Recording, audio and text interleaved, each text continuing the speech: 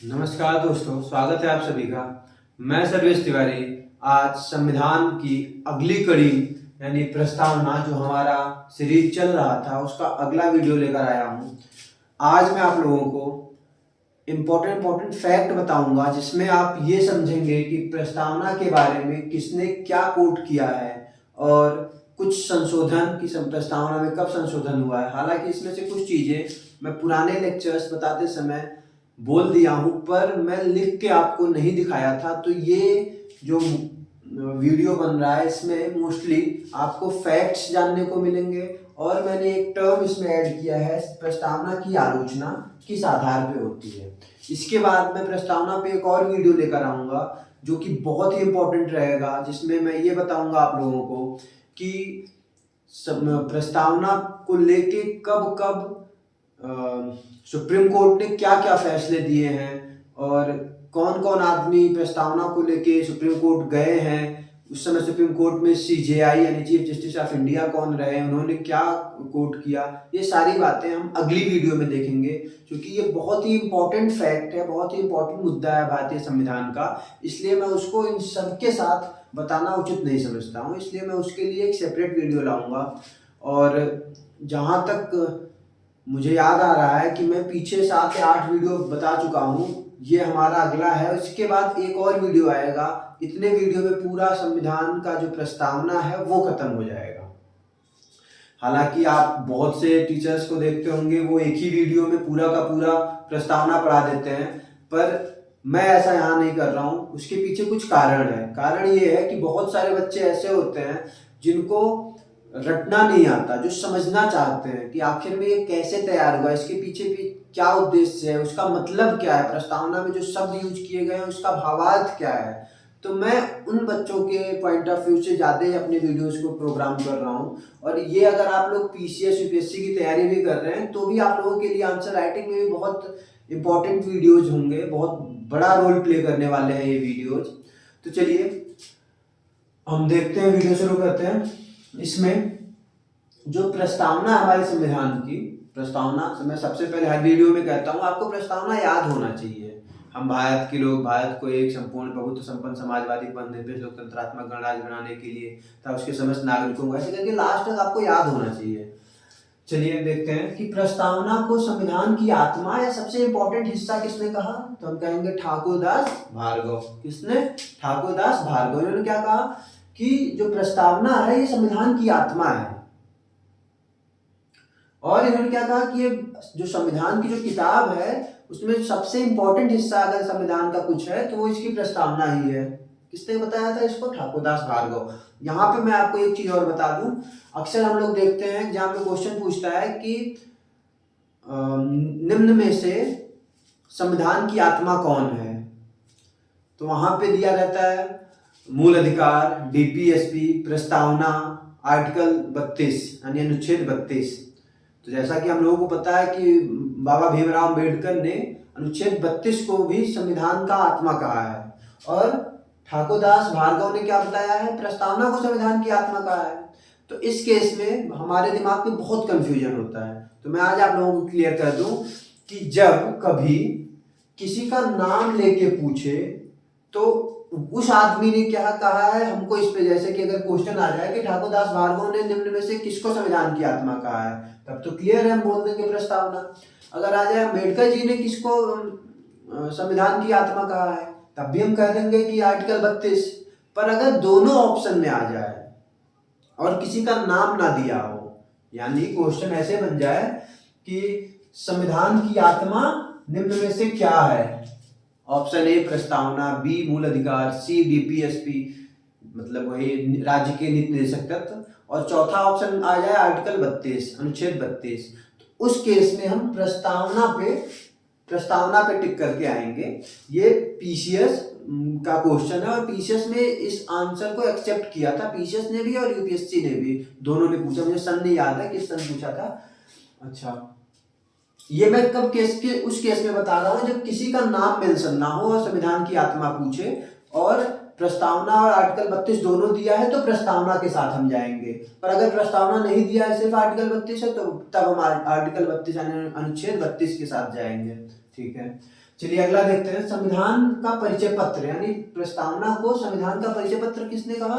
तो एक पालकी वाला थे, उनका नाम था N.A. पालकी वाला, उनको ऐसे ही बोले शॉर्ट फॉर्म में बोला जाता है N.A. पालकी वाला। तो उन्होंने क्या कहा कि जो भारतीय संविधान का प्रस्तावना है ये इसका परिचय पत्र है, एक आइडेंटिटी कार्ड है।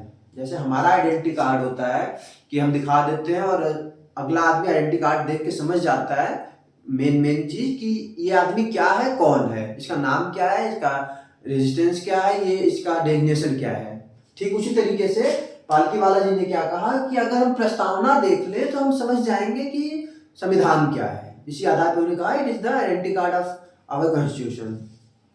अच्छा, अगला है के.एम. मुंशी, कन्हैयालाल मानिकलाल मुंशी इनका पूरा नाम था। ये संविधान सभा के, मैं संविधान सभा बताऊंगा आपको। संविधान सभा मतलब ऐसी सभा जिसने संविधान का निर्माण किया, वो संविधान सभा थी, उसके ये सदस्य थे के.एम. मुंशी। उन्होंने कहा कि जो प्रस्तावना है वो संविधान की जन्म कुंडली है। जन्म कुंडली मतलब हॉरोस्कोप, कि जो इंडियन कॉन्स्टिट्यूशन है इसका हॉरोस्कोप क्या है, यहाँ का प्रीम्बल, प्रस्तावना या उद्देशिका। मैंने बता चुका है कि प्रस्तावना उद्देशिका कब कहते हैं। अच्छा, इस पे क्वेश्चन आता है, मैं थोड़ा सा यहाँ पे 1 मिनट 2 मिनट टाइम लूंगा, आप समझिए इस बात को।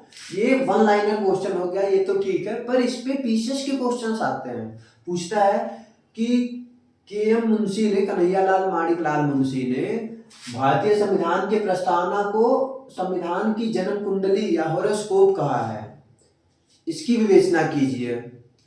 तो इस पे आपको पहले समझना होगा कि जन्म कुंडली होता क्या है। जैसे हम लोग हैं,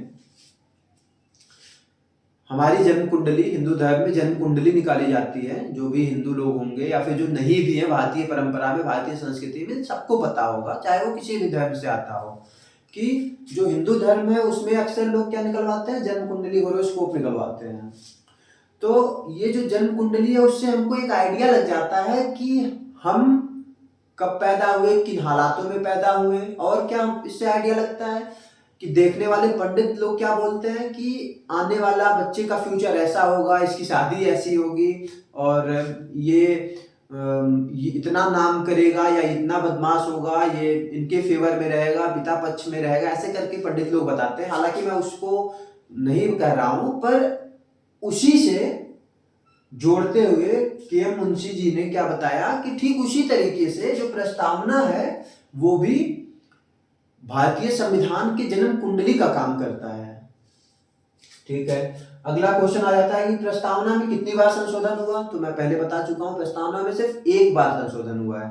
कब? इंदिरा गांधी की सरकार में 42वां संविधान संशोधन था वो 1976। कौन थी उस समय पीएम? अगर कोई पूछे पीएम कौन थी तो हम बोलेंगे इंदिरा गांधी आईजी। ध्यान दीजिए, उस समय इंदिरा गांधी बहुत फेमस थी और अक्सर इनके फेवर के जो नेता लोग थे वो कहते थे कि संसद में सिर्फ एक मर्द है, बाकी सब औरत है, तो वो इन्हीं के लिए कहा जाता था।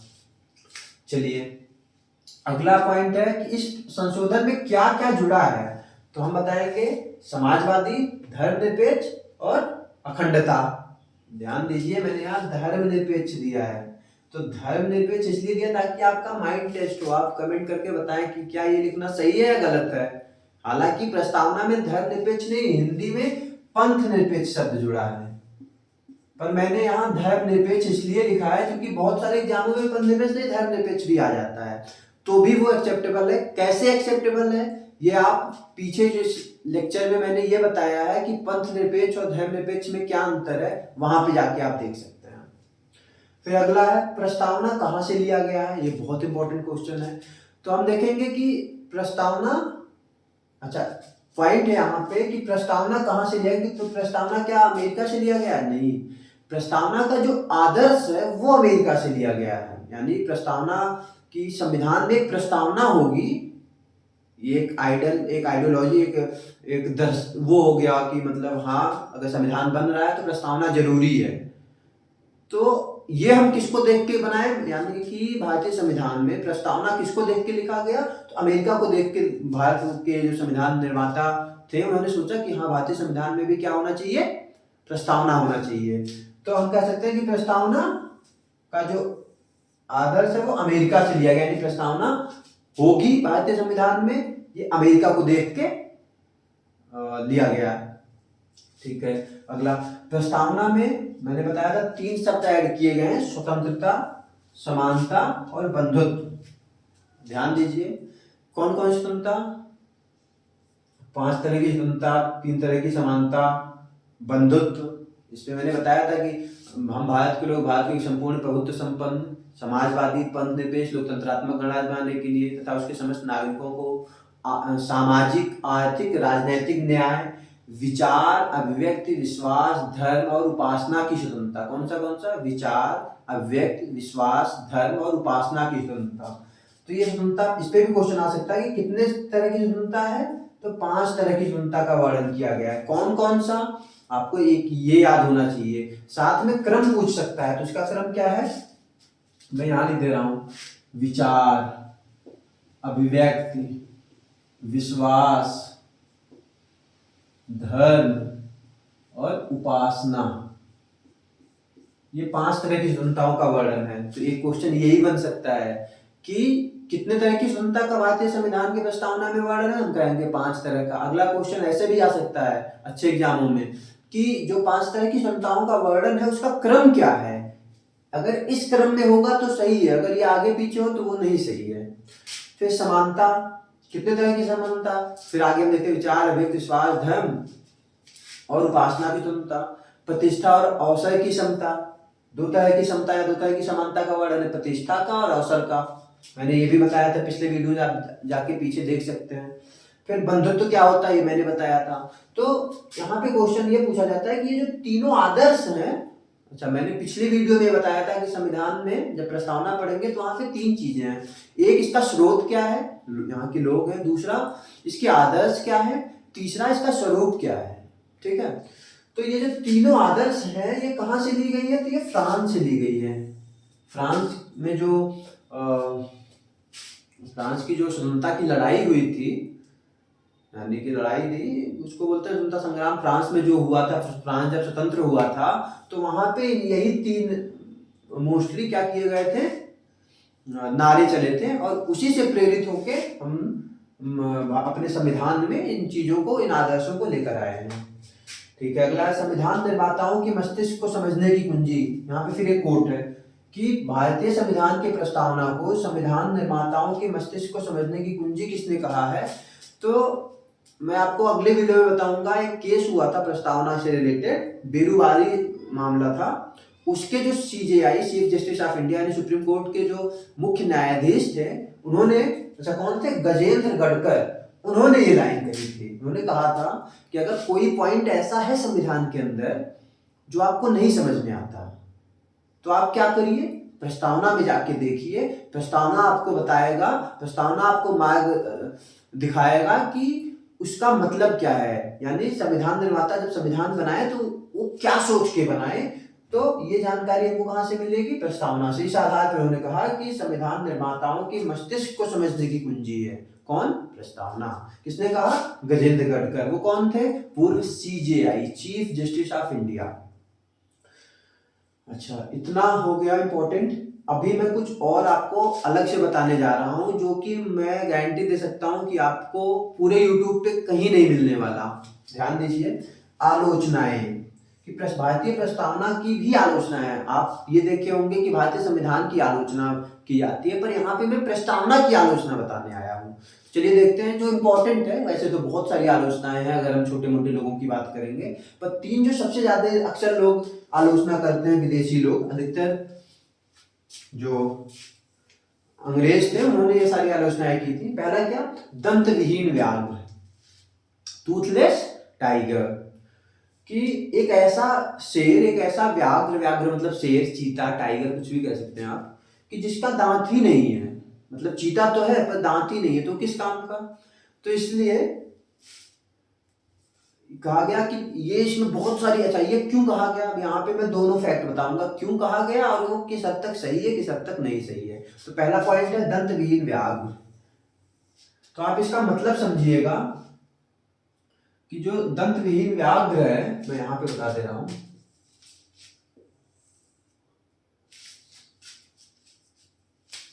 जो दंत विहीन, तो दंतहीन व्याघ्र का मतलब क्या है कि एक ऐसा शेर, एक ऐसी चीज, एक ऐसा टाइगर जिसका दांत ही नहीं है, तो वो किस काम का, कौन उससे डरेगा।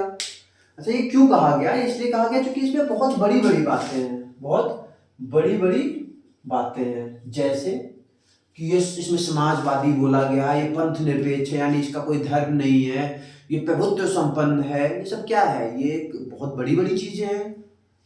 तो कहा गया ये बड़ी बड़ी चीजें तो हैं पर ये क्या है, इसका कोई मतलब नहीं है, व्यवहारिक रूप से ऐसा है नहीं। तो इसका अगर आपको खंडन करना हो तो आप क्या बोलेंगे, तो हम ये कहेंगे, अच्छा इसके इस ऐसा क्यों कहा, इसका उसने ये बताया कि अगर ये सारी चीजें हैं जैसे प्रभुत्व संपन्न, समाजवादी, पंथ निरपेक्ष, लोकतंत्र, इसका जो स्वरूप जो मैंने पिछली वीडियो में बताया था, जो सारे स्वरूप बड़े बड़े चीजों का, भारत लोकतंत्र है, लोकतंत्रात्मक गणराज्य, तो ऐसा है नहीं। ये इसलिए कहा गया क्योंकि इस आधार पे हम देखेंगे कि इस आधार पे हम कोर्ट नहीं जा सकते हैं। कोर्ट नहीं जा सकते मतलब क्या, कि ये जो है ये अपरिवर्तनीय है, अपरिवर्तनीय। यहाँ पे मैं एक शब्द यूज कर रहा हूँ अपरिवर्तनीय, नॉन इन्फोर्सेबल, मतलब कि अगर इससे रिलेटेड कहीं पे सरकार या कोई आदमी कुछ गड़बड़ी करता है तो हम कोर्ट नहीं जा सकते ये कहते हुए कि देखिए प्रस्तावना में ऐसी चीजों का उल्लेख है और ये राज्य या ये सरकार ऐसी गलती कर रही है, इस आधार पे हम कोर्ट नहीं जा सकते हैं। तो इस आधार पे ये आलोचना होती है कि भैया ये दंत विहीन व्याघ्र है, इतना सब कुछ तो दिया है, पर अगर कोई सरकार वो ना माने तो उस आधार पे हम सुप्रीम कोर्ट, हाई कोर्ट जा ही नहीं सकते, तो क्या मतलब है। तो उसको हम ये कह सकते हैं कि ठीक है हम नहीं जा सकते, ट्रू, पर पॉइंट ये है कि जितनी सारी चीजें प्रस्तावना में दी गई हैं वो सारी चीजें भारत के संविधान में भी वर्णित है।